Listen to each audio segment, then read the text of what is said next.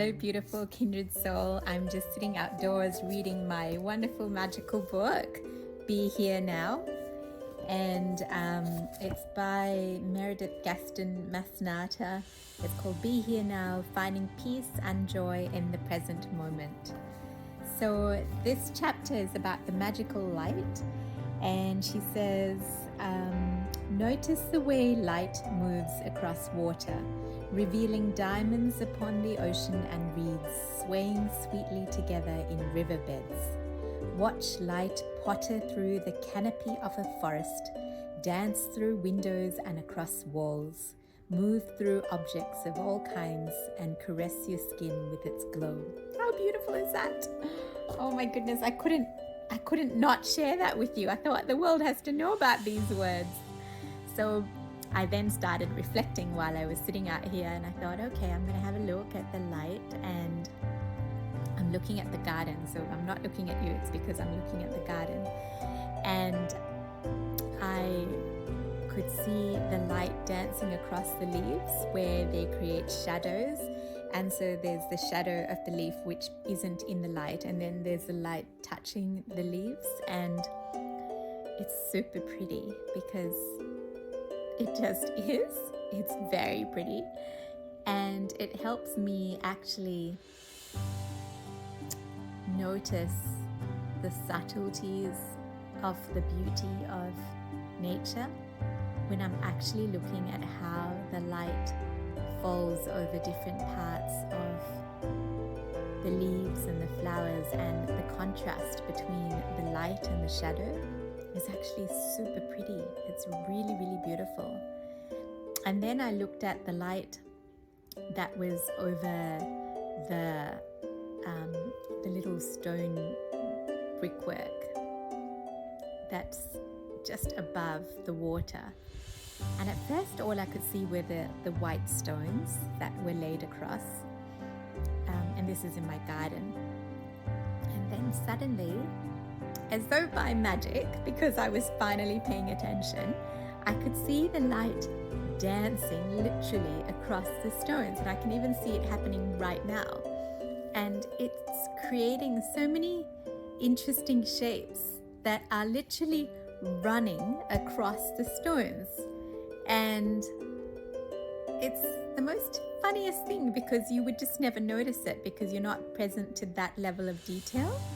But when I started looking at this passage in the book and just reflecting on it, I noticed the light reflecting through the little areas on the stones, and I was filled with wonder.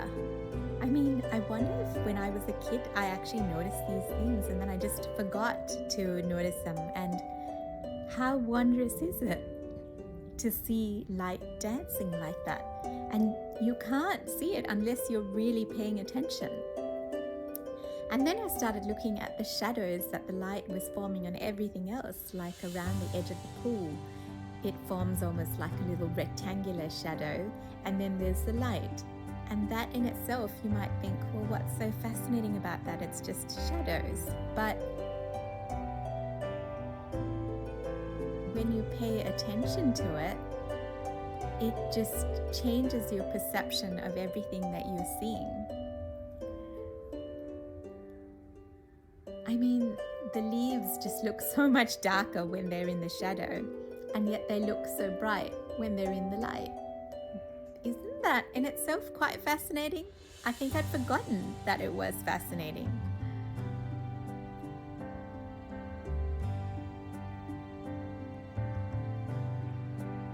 The same leaf that looks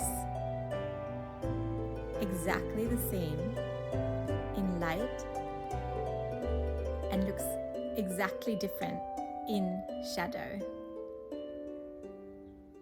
And it makes me ponder and wonder about our own selves, and when we are in the light, how we look different when we are in our light, what lights us up versus when we're in our shadow.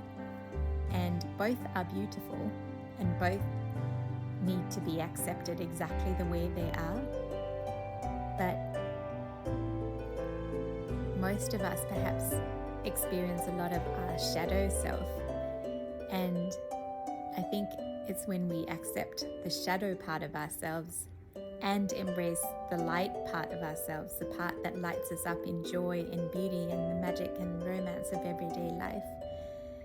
When we do experience the contrast of that in our own selves and in our own lives, I think that's where the true magic and romance of everyday life is seeing the beauty in the contrast of the light and the darkness, and not judging either, but just accepting them exactly the way they are and seeing the beauty in both, because perhaps the light might not be as beautiful to see.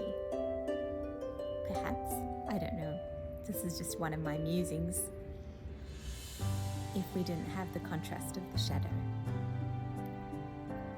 I wondered